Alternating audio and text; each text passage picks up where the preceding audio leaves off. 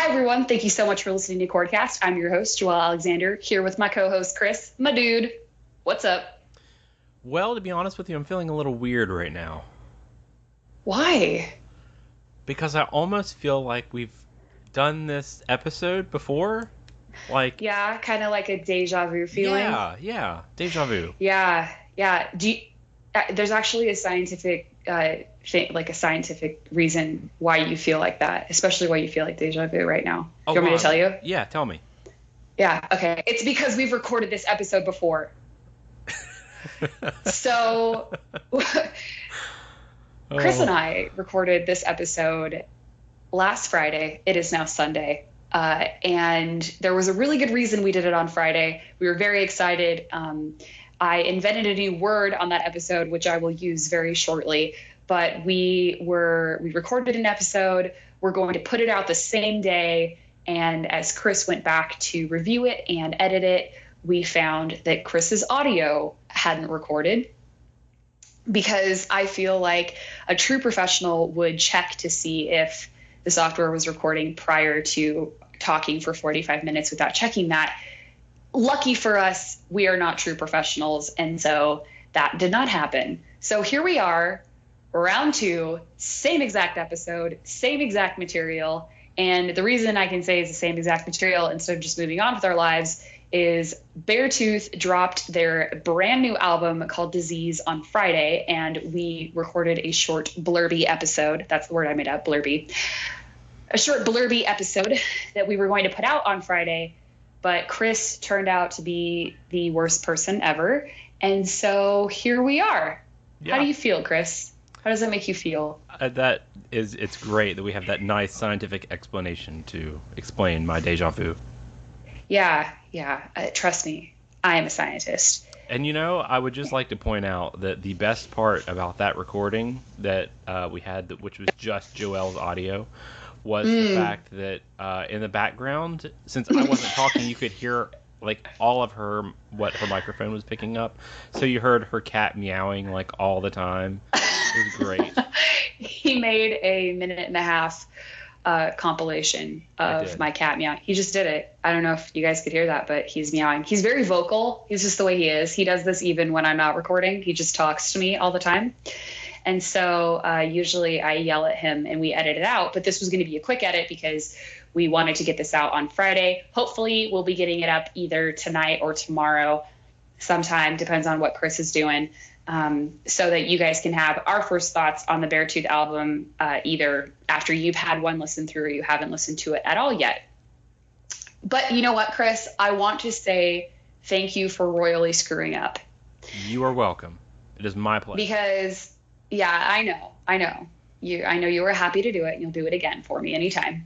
But Chris royally screwing up and completely goofing his recording meant that I got a little bit more time to listen to Disease as opposed to just having less than 12 hours from the time that it dropped to the time that we recorded. So thank you, Chris. I know that you were thinking about me when you made the decision to not record your audio the last time we recorded this 45-minute episode. I'm just so thankful for you and all that you sacrificed for me. Well, I'm glad I could be of service. I know. Yeah. So we are here to talk about Disease by Beartooth. Brand new album came out on Friday. It's like holding on when my grip is lost. I still feed my insecurity when I know the cost. Is it taking over? Will it bury me? Or will clarity become the compromise? And Chris and I had and have some really good thoughts about it. Hopefully we will remember what they are, and hopefully we won't say completely opposite of what we said on Friday. Maybe we will, because we've had a little bit more time to listen to the album. At least I have. Have you had more time to listen to the album? Yes, I listened to it this morning. Very good. Very good. Yeah. So, Chris, why don't you start us off on how you feel about it? Maybe if you can remember kind of what changed between the first and the second time that you listened to it? Well, first I think it's important to talk about my general Beartooth thoughts as far as like their previous albums go. huge fan of Disgusting, which is their debut. I remember listening to that and actually not being super into metalcore at the time, but that was one of the albums that really like got me into listening to the genre more. Something about the sound and the lyrics and the way that Caleb wrote the songs was very. It was different, definitely, than what I was listening to at the time, but it had that like raw punkish sound, and I just really really enjoyed it. Very big surprise. So for their follow-up album, Aggressive, it was sort of a letdown compared to Disgusting, mainly because I feel like it was a little more mainstream. It was definitely more produced. It just sounded like, I don't know, it sounded like they were trying to appeal to a wider audience than like the more hardcore sound, which is what Disgusting sort of had.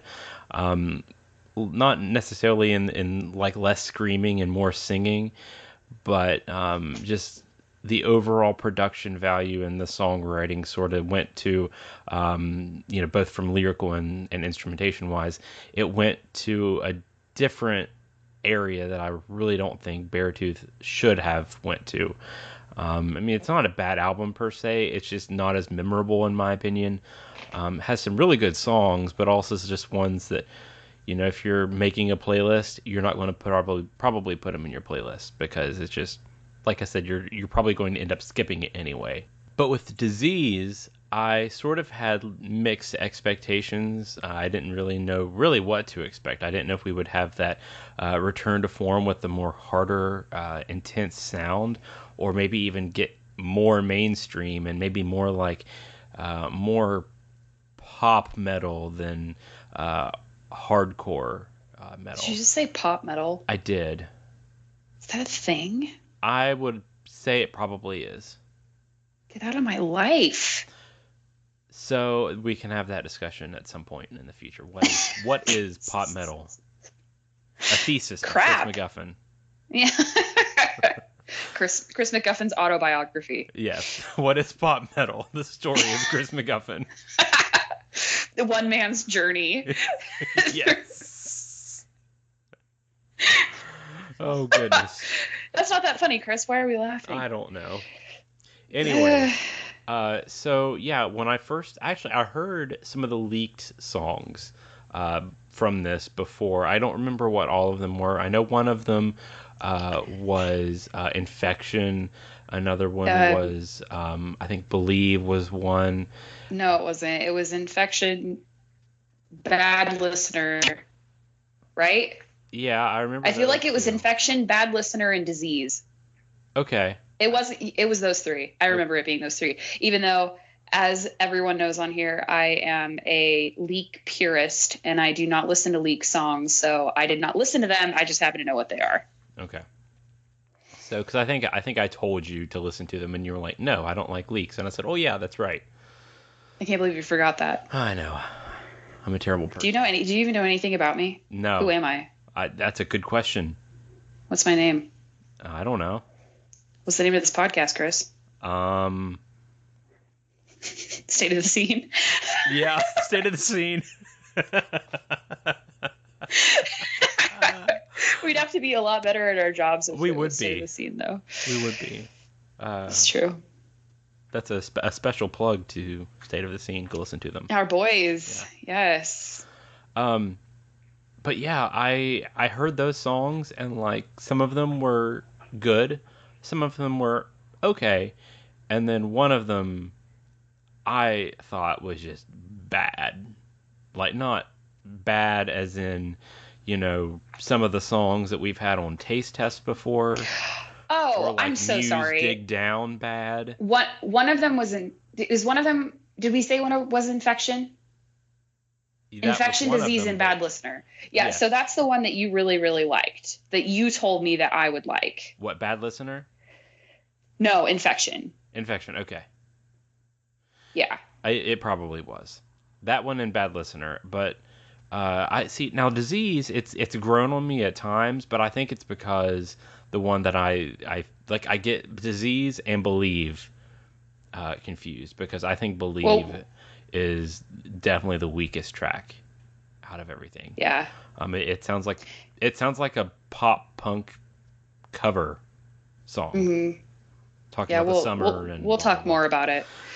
But yeah, overall thoughts, just straight up, had sort of mixed expectations, but in the end, pleasantly surprised. Yeah. So to kind of follow along with Chris's recap strategy on where his Beartooth journey started, I have been listening to Beartooth since before Disgusting as an album was released, and there was I don't even think it's on Spotify anymore, but there was an album I think called or an EP called Sick and Disgusting that had a few songs off of Disgusting. And it was kind of a teaser to show that Caleb was back with a different band. Sick EP. There you go. Yeah. So I have been listening to Beartooth. And it's super heavy for what it's worth. If you've not heard it, it's super, super heavy. It has 2 tracks actually from, I think 2 tracks from Disgusting, but yeah. Yeah, it rips. It's so good. And so I've been listening to Beartooth since then. And like Chris said, it's very, very heavy. And so that's kind of the Beartooth sound that I have come accustomed to. I didn't become a Beartooth fan with aggressive. So I've been in this sort of for the long haul, but as everyone can assume, I don't believe that makes me feel entitled to anything from that band. But I was really looking forward to Disease because I was sort of less than impressed with aggressive. I can say I listened to that album maybe twice. Once when it first dropped, I think I tried to give it another listen later on, and it just never really stuck with me. Disgusting, their first release, sorry, if you don't count the EP, was definitely one of those albums that I had on repeat for months and months and months. So it was very weird to me to not listen to aggressive over and over and over. But that's just what ended up shaking out. And so I have been very much looking forward to the release of Disease because I wanted some new Beartooth jams that I could listen to and enjoy. And so I, like we said, did not listen to any of the leak stuff, purist. And so You didn't even listen to the singles, did you? No, and that's like another weird Joelle thing. I don't really, the only singles I would say I've listened to off of an upcoming release have been the singles for 21 Pilots, just because there's such a backstory with like the story of Trench and Dima and Clancy and all this stuff means absolutely nothing to you if you have not been creeping on 21 Pilots Click's Twitter, which is totally fine. You do absolutely not need to be as obsessive as I am. Chris, why are you sending me moth memes? Because we are recording an episode. Continue. Are you kidding me? Just continue. I didn't think you would see it until afterwards. What in Lamp Nation? Isn't Chris. That one's my favorite. I'm gonna post. Stay focused. Yes, I can stay focused. I'm gonna post that on our Twitter for everyone to see. Oh God, who hurt you? Why are you like this? That's a good question. Anyways, so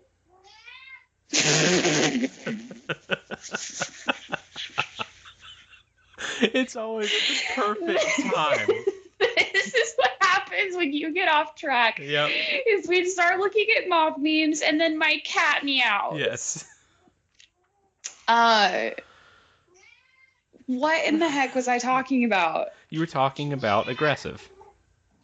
Oh, okay, yeah. So I was a little bit less than impressed with aggressive.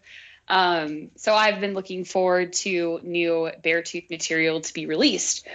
So I was very, very excited when Disease was going to drop. Oh, that's what I was talking about. And so I haven't listened to any of the singles. I don't generally listen to singles. The only singles I've listened to for releases that are coming up are the 21 Pilots singles, because there's tons of stuff within those songs for the Click about Dima and Clancy and Trench, and none of that means anything to you if you have not been following the whole story of Trench, which is totally fine. You absolutely do not need to be a super fan. But Yeah, I don't really like singles. I get my expectations up so high with singles, and then either the album is disappointing to me, or sometimes I don't even bother listening to the album because I wasn't impressed with the singles, and then I find out I made a huge mistake months later. So I try not to set myself up for failure. I don't listen to leak stuff. So I came at Disease with completely fresh ears and eyes on Friday. And I must say, I am very, very happy with the album that we got. I think on Friday, the word I kind of used to describe it was satisfied. Overall, I was very satisfied with Disease. And I can confidently say, after listening to it more and listening to it a little bit more intentionally since Friday, I'm very impressed and I'm very happy. So by the time that I had listened to it on Friday, I did not have enough time to absorb everything. But I got to say that absolutely 100% my favorite track off that album is Enemy, which is ironic because it is followed by my absolutely least favorite track on the album called Believe. And so I would say that Enemy is the most, is definitely one of the most heavy songs on the album. And I would also say that something that we had talked about on Friday is that I was curious about what you had thought about the drumming, because it's not bad. The drumming is not bad. I just felt that like there wasn't a whole lot of variation and it wasn't very dynamic, if you will. And so after listening to the whole album a few times from just my music enjoyment ears that have, oh God, Spazzy, please stop.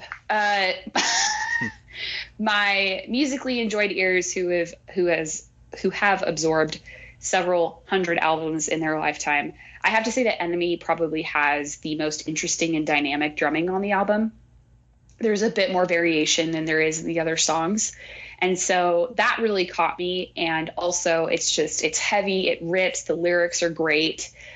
Something that I really like about it is that the clean vocal part of the song, I feel like Caleb sings maybe a little bit softer than he does for the rest of the songs on the album, which I really like. It's just a little bit of a different sound from that traditional Caleb clean vocal. So I really like Enemy. The problem song I have is Believe, and it's not even really a problem song because it's still really good.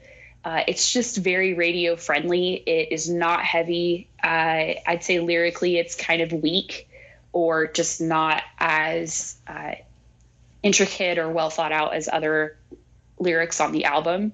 I can definitely see this song being played on the radio, so be ready to hear this every minute for the next 2 months because it's coming to a town near you. Overall, though, excellent album. Very, very happy with what Beartooth did with their direction. And I asked Chris a question, and I'm curious if he's been able to think about it a little bit more or even remember it.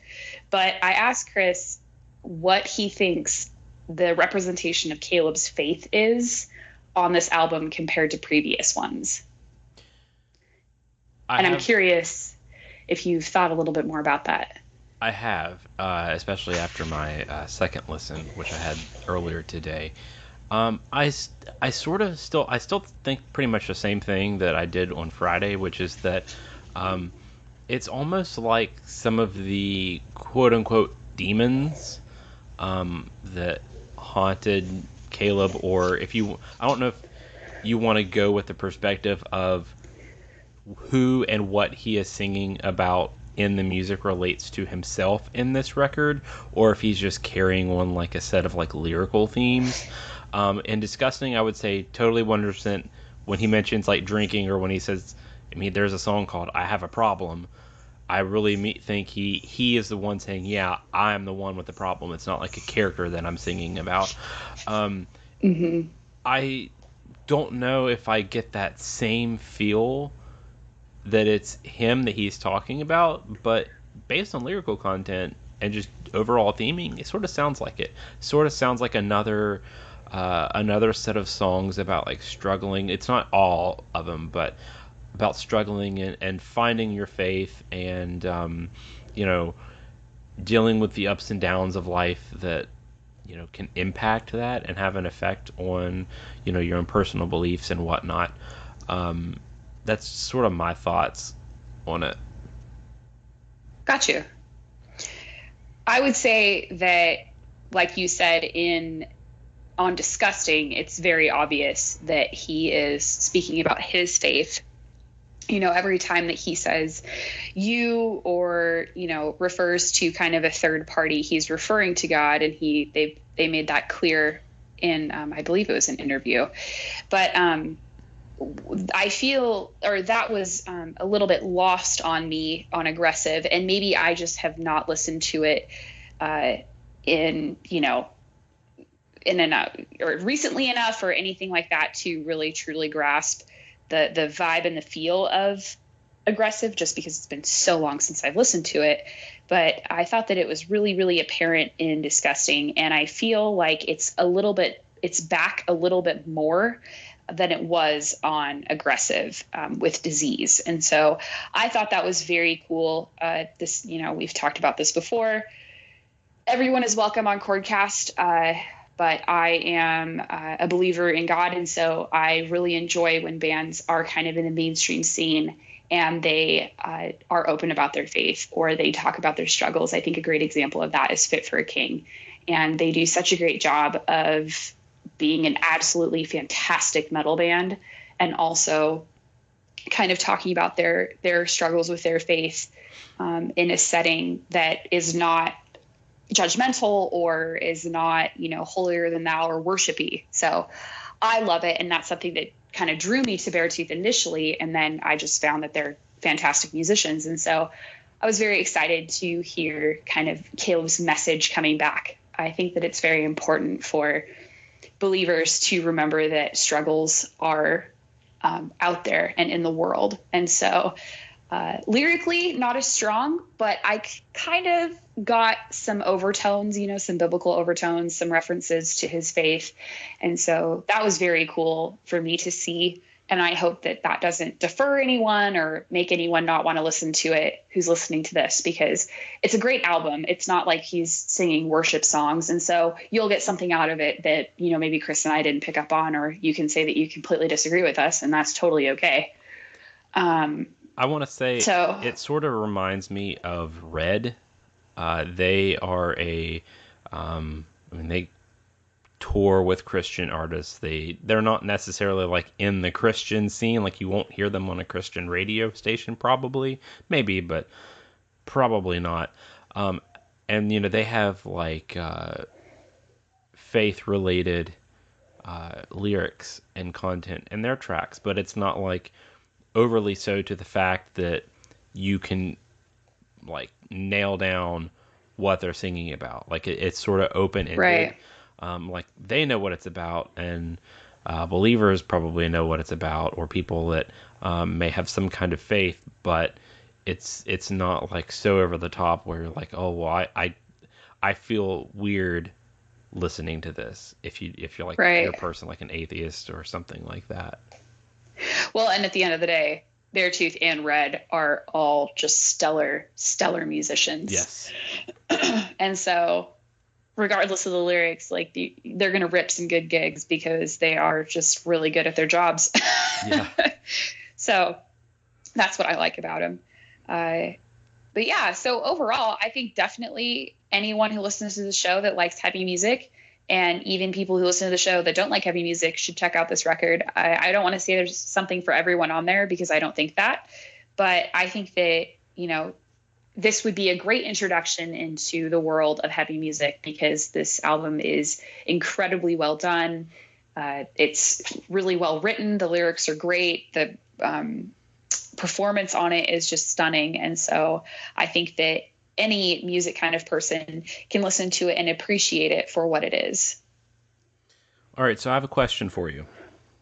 I have an answer for you. Disgusting came out 4 years ago, and I personally think that, I'm not in the scene enough to know, but I sort of get the vibe that between now and then, bands have changed like the more popular metalcore bands have changed their sound a little bit. You have somebody like Bring Me the Horizon, who is like super duper heavy in the late part of the 2000s, and once we got like the 2010, 2011, 2012, and they got more popular, and less of like just a MySpace artist pretty much, they got less screamy and more like just general hard arena rock. And I sort of feel like, depending on the track that Beartooth is going, that they may end up being one of those bands, not necessarily that turns into like staple arena rock, but maybe somebody that puts out an experimental album, and I'm not sure how well it would do. I'll give you an example. Actually, someone that we both enjoy, Young Guns. My boys. Yeah. They had Echoes come out, which was their fourth official release. And, well, I think you're a little better at telling the audience about it than I am, but let's just say it was sort of a little bit of a disappointment in the long run. Well, it was my most disappointing album of what, 2016? 27? Yes, 2016. Yeah, 2016. Yeah, because yours was One More Light by Linkin Park. Rest in peace, Chester Bennington. Yeah. So, yeah, no, I hear what you're saying. And I would say that something that people love about Beartooth, and something that people just love about kind of the rock scene in general right now, is that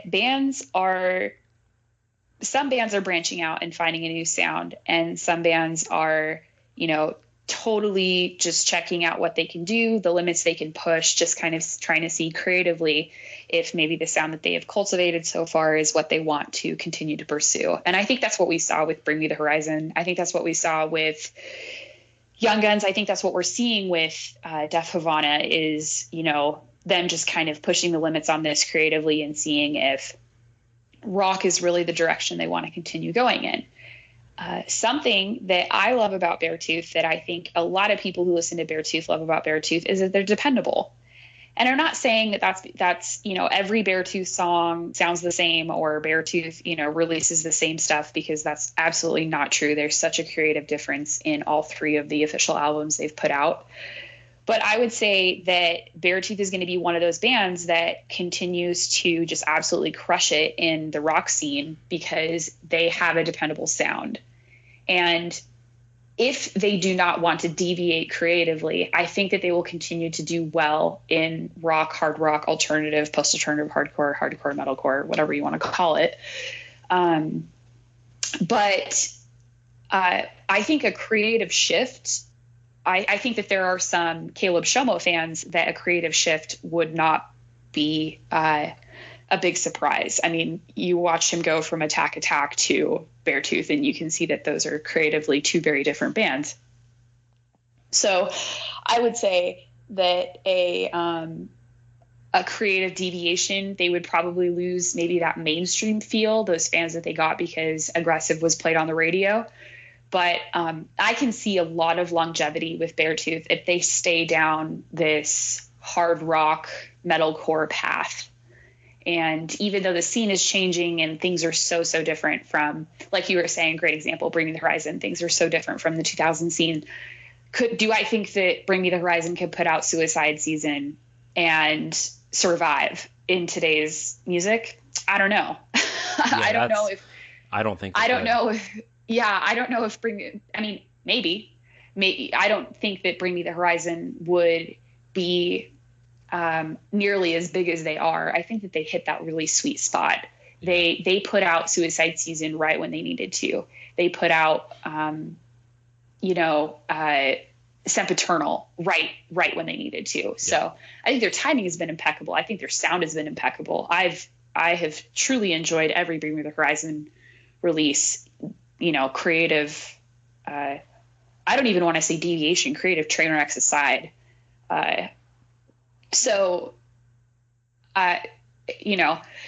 it's one of those things. It's like maybe Beartooth got in just right at the right time, was able to establish their sound when they could, and it will do well for them in the long run. Mm-hmm. Yeah, Spazzy agrees with me. Exactly. Yep. I made a good point, didn't I, Spazzy? Yeah. Were there any tracks that surprised you at how much you enjoyed them? Off of Disease? Yes. Okay, sorry. We were just talking about Bring the Horizon. I was like, well, yeah. I really liked Enemy, as I said, and that was surprising to me because the first time that I listened to it, I don't think that it really stood out to me for some reason. I just, it was just a song right before the one I didn't like, which is kind of how I knew it. Oh my gosh. So,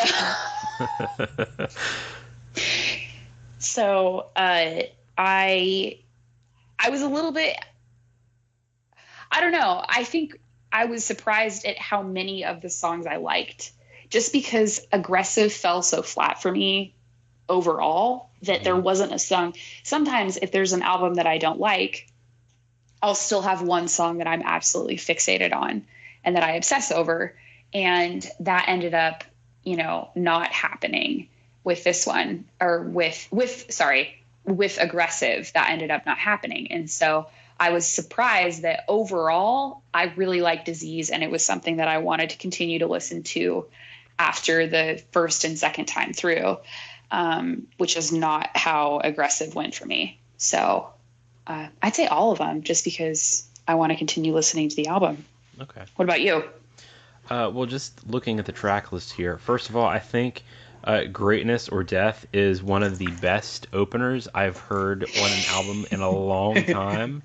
It kind of blows you out of the water. It does. I was listening to it at work, and the weird thing is, I think it was on Twitter, I had seen, I hit Beartooth's tweet about the album being out, because I honestly sort of forgot that it was out. I was like, oh, it's Friday. What am I going to listen to at work today?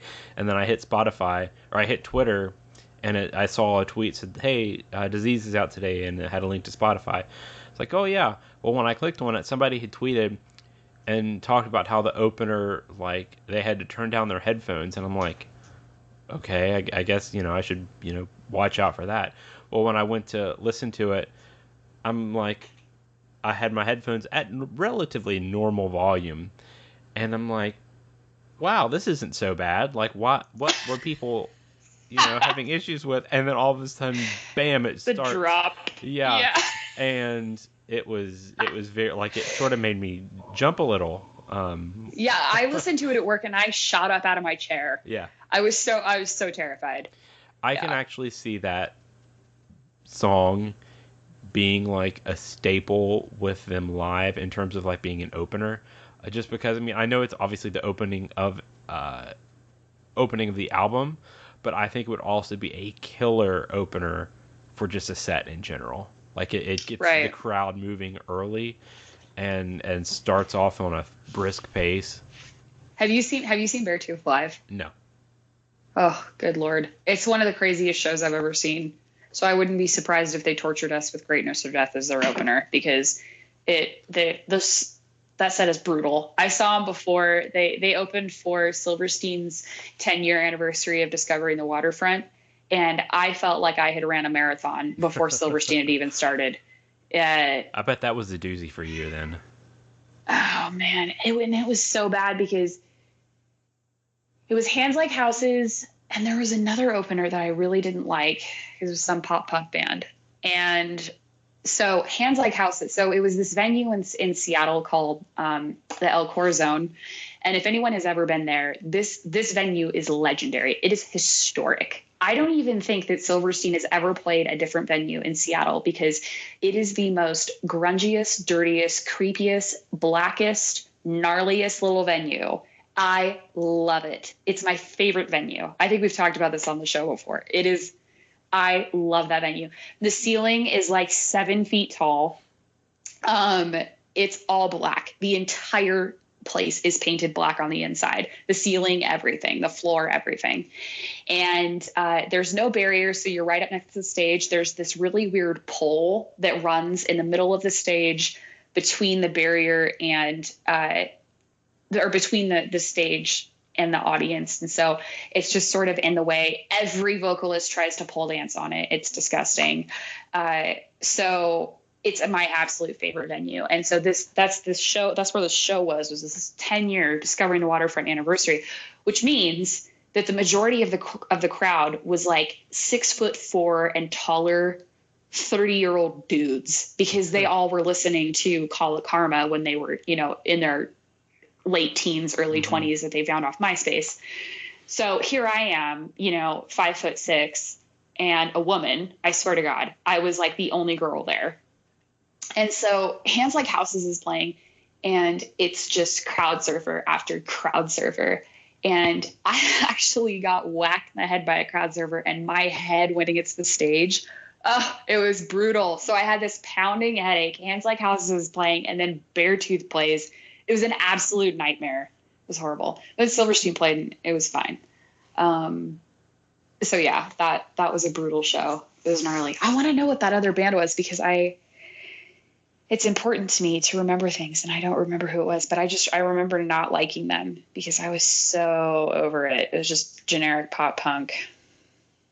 Discovering the Waterfront.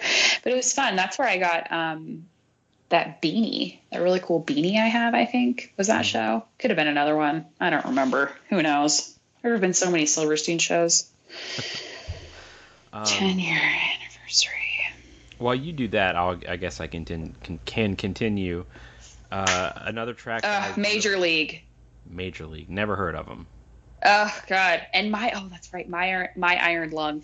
So there were 4 bands before Silverstein even graced us on the stage. And it was brutal. It was rough. Yeah. Did you break any bones there? I think I broke my ribs there. I don't remember, but it was really fun. I'm trying to remember. Let me look at my little list here. Yeah. So it was right around when, this sounds really weird, but it was right around when Shane was starting to expect me to come to shows. So it was like I would show up and the whole band would be like, Joelle, and like throw their arms in the air. So I remember the Silverstein show being really fun because there was the meet and greet before that in the venue. And so there's, like 50 other people. And I always wait in line last. I don't know why. It's like this weird thing I have. So if I'm waiting in line to meet a band or to get into a meet and greet, I'm always last in line. It's a super weird thing that I have. I don't know why. Again, don't know. So I was last, and so everyone's already in this like meet and greet area, and I walk in, and the whole band is like, Joelle. I was like, this is so embarrassing. I wanted to die. It was terrible. But it was really fun. Yeah, it was super cool. The whole reason I signed up for that meet and greet was because we got this really cool beanie that I wear every winter. Keeps my noggin warm. It's really fun. It was right after, I think that tour was right after This Is How the Wind Shift has, or no. This Is How the Wind Shift has been, oh my gosh, I can't even say it. This Is How the Wind Shifts. There we go.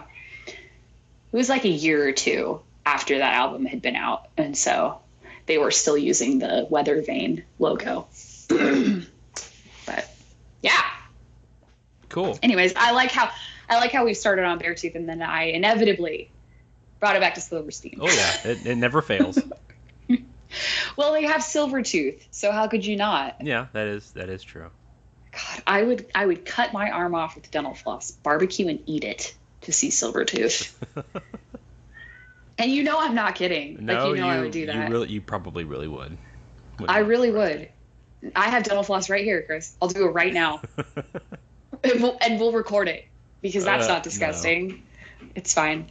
So to make Chris pay back for his terrible life choices, which made him not record the episode, I made him watch a short clip, or a clip of Dr. Pimple Popper. And it was the worst minute of my life. It's so entertaining. This is totally TMI, but I watch those videos every night. Oh God. It's the only way I could go to sleep. I know it's so gross. How do you it's not like have I'm bad dreams? I do. I have bad dreams all the time anyways. Well, that's your reason. No, I've had this is real life though. This is another TMI. I only remember my nightmares. That's not. I cannot. That's not too uncommon. Yeah. So I have nightmares every night, and all of my nightmares happen in like a world. I could map you my nightmare little landscape. So I have the same recurring nightmare for about 6 months, and then I get a new one. And then like a new area of my little hellscape pops up. It's very weird. It's like I live in a video game. Yeah. It is because I like every night, it's kind of like a puzzle. Like I have to figure out how to survive or how to die in a situation. And then once I do, I get a new dream and I like respawn at this. It's very weird. I'm like my head's like a little video game, which is weird because I don't even play video games. Interesting. If you don't count the frozen version of Candy Crush, which I play way too much of. But anyways, Disease is a good album and you should listen to it. That's what we're trying to say. All of that was to the point that Disease by Beartooth is a stellar album and you should listen to it. Highly recommend. I don't know if it would make my album of the year. Unfortunately, Def Ivana had to go and drop Rituals this year. But I can definitely say it's a top 3 for sure. It's probably my top metalcore album of the year. We'll see. Why? What do you have contending for that? I'm curious. That's a good question. I would have to. I'm bad about recalling new albums, so I will probably have to. Oh shoot! Don Broco put out Technology this year too. They did. Crap. Oh, that's gonna be tough. Because I have so much nostalgic love for Def Havana, but Technology is such a good album. Oh crap! I can't stress out about this. It's October. I have to let it go. You have until December. I know, it's okay. I will go back I'm going to flip flop. Oh yeah. One day I'm going to be like, it's Rituals. And the next day it's Technology. And it's going to be a complete nightmare. But, yeah. Any thoughts, any more thoughts, Chris, on Disease? Anything else you want to talk about like nightmares or pimple popping or Well, actually, dreams? I was still mid thought when you went on your little Beartooth or your Silverstein ramble. Jesus, you were? Yeah. That was like 15 minutes ago, but yeah. So sorry. Remember I was talking about the songs that surprised me. Oh God, I hate myself. Yeah. Okay. So Greatness or Death was one of them. That's how we got on the subject of live. Oh, that's right. Yeah. Wow. That was literally 15 minutes ago. Why didn't you stop me? Because I just can't. I give up at this point. I just can't.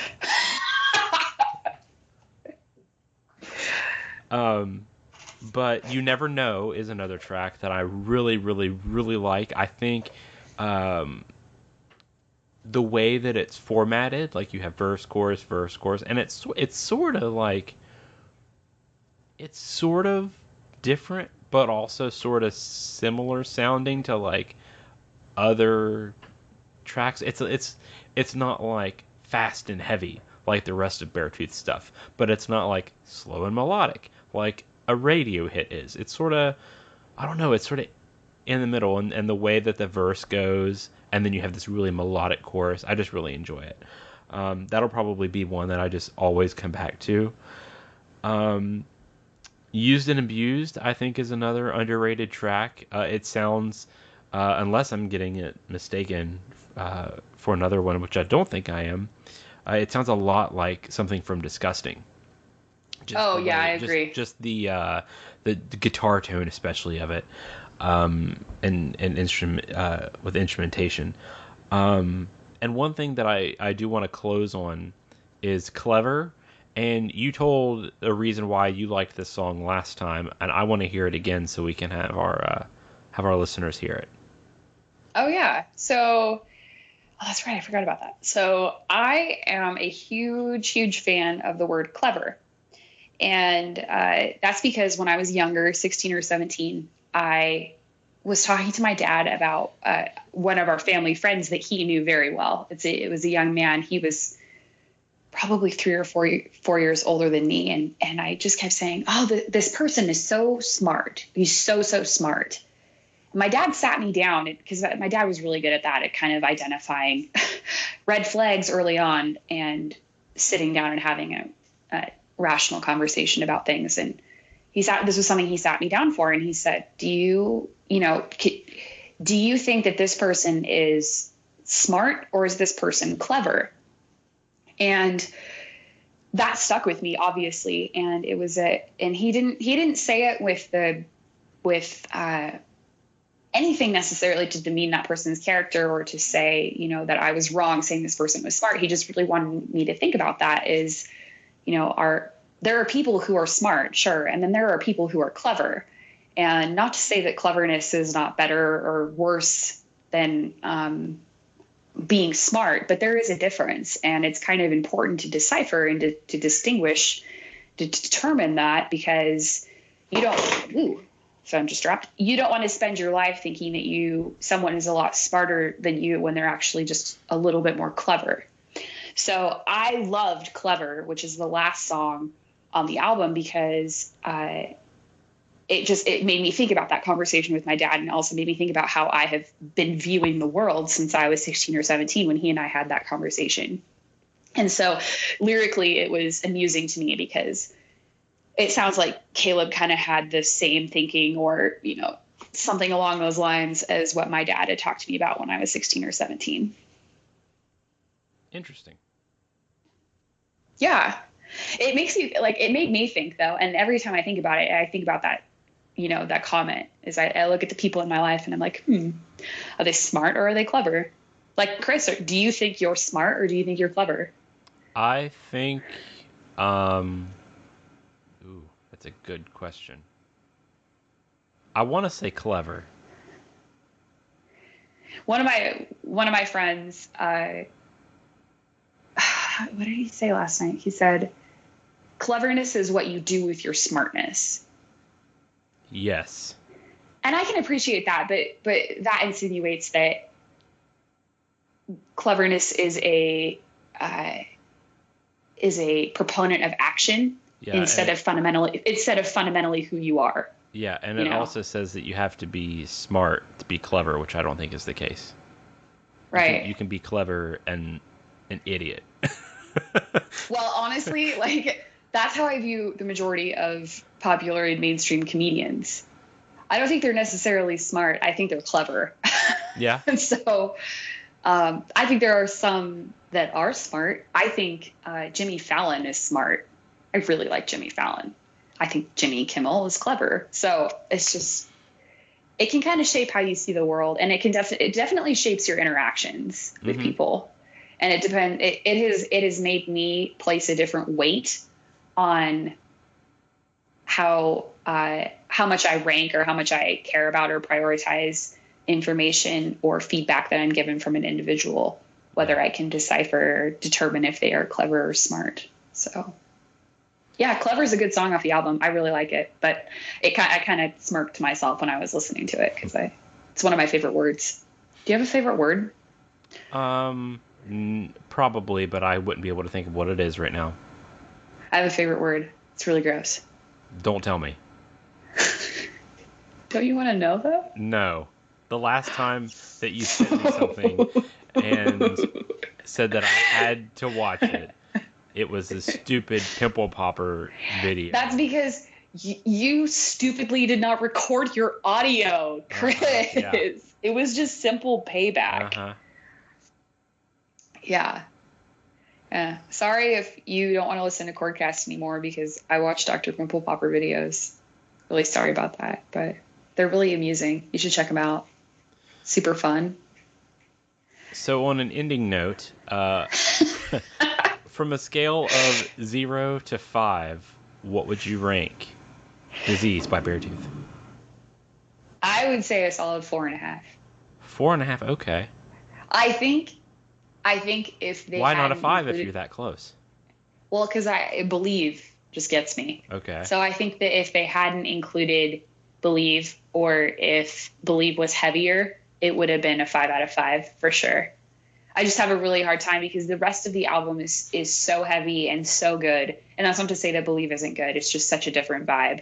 So it kind of, to me, it stood out a bit like a sore thumb. Mm-hmm. And so it was a little bit disruptive in the flow of the album. Maybe it's not as much if you listen to the album on shuffle, but every time that I've listened to the album, I've started from the beginning and ended at the end. Yeah. So I've just listened straight through. And so it might not be as disruptive if you're listening to the album on shuffle, but I never do that. I always listen to albums first time through from start to finish.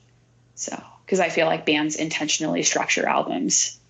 At least I was conditioned by Silverstein to always listen to an album from beginning to end because they intentionally structure albums. So, yeah. What about you? Because I know you had a bit of a low score, a low ranking, and I'm curious if that's changed. It's not. Originally I said it was definitely a 3, possibly a 4, but I was more comfortable giving it a 3.5. And here's why. I think it will take another song or another album by Beartooth for me to solidify how I feel about this one. Like when Aggressive came out, I was super into it. Like I said, listened to it all summer when it was released. However, in hindsight, like I can't tell you the last time I listened to it. I've listened to a few songs maybe from it, but otherwise it's not been one that I go back to. I will be curious in the long run how I interpret Disease. So I would probably say like right now, just one time listen, 4 out of 5. Long term, probably closer to a 3.5, just for that reason. If they keep up like the same sort of lyrical content and just overall theming, even if the lyrics are written differently or speak differently, if the overall themes are the same in album 4, maybe that's when we're starting to hit Breaking Benjamin territory, where everything starts to sound the same lyrically with just different instrumentation. So yeah, we'll see. We'll see what happens. Very cool. I agree. I think it's a stellar album. I think it's great to bridge that gap back maybe towards more of a Beartooth sound as opposed to moving in the direction of Aggressive. And I think maybe that's why I just was so stoked about this album, is because it didn't sound like Aggressive. Yeah. And maybe I think that, could be wrong, but I feel like quite a few people are excited about that as well. Is that there's a little bit more depth, a little bit more dynamic instrumentation as opposed to what was on Aggressive. Yep, agreed. And it's mixed a lot better than Aggressive was. Which is weird because the mixing. Yeah, which is weird because Caleb had his hand in all of that. Yeah, and both of these. Yeah, album. he did. I think he did even for the first one too. But yeah, well, he was a producer. Yeah. That's how he got started. But I think he produced Attack Attacks. I think he produced an album for them, and then he took on being in the band. I don't know. I could be wrong. I can't remember that far back to MySpace years. It doesn't do me well. Got to look forward. Got to look to the future. That's true. But cool. Well, both Chris and I have the seal of approval for Disease, so please go check it out. Please let us know what you think. If your thoughts differ from our thoughts, if you think that we are full of crap, and also just please relentlessly tweet Chris and tell him he's terrible for not recording his audio the first time. Cool. Awesome. I was waiting for someone to reply back, and then I remembered that the person I just called terrible was the only one who could reply back, and so I'm not surprised that you didn't say anything, Chris. Yep. Why do you bother, honestly, with this podcast? Why do you... I think I would say routine, but that's not the case because it's not a routine. No, it's not even habitual at this point. It's just sporadic verbal abuse. I'm telling you, it's because we have the year of podcast hosting. That's why. That's true. We're in this because we made the monetary contribution of $40. Yeah. To for podcast hosting. Anyways, thank you so much for hanging out with us, you guys. We will have a new album. Holy New crap. album? What? God, I keep saying that. Well, Chris and I are dropping an album for you, by the way. I play triangle and my cat meows in the background and Chris just laughs. The cat is the singer. He's the vocalist. No. The cat is the unclean vocals. Yeah. Yeah. We don't have a clean vocalist just yet. Well, it's you coughing. Yeah, that is true. Okay. And then I play triangle. It's called Chordcast Core. Yeah. So there you go. Chordcast Core. That'll be stoked. Anyways, back on point. We have a new episode dropping this coming week, right? Hopefully, yeah. Yeah, Barring we'll any see if Chris circumstances. Yeah. Hey, come on. It's not even like I'm editing it. That is true. So we will have a new episode for you either this coming week or the week after. Thank you so much for listening to our ramblings and our quick little episode on Beartooth's album Disease. Very happy with it. Go check it out. Tell us what you think. You can catch Chordcast on Twitter at the Chordcast. You can email us at chordcast@gmail.com. You can find me on any social media at xjoelle May, M-A-E. Chris, where you at? I'm at the Curse of Chris. Cool. So we will catch you later with a full-length episode next time. Thanks, guys.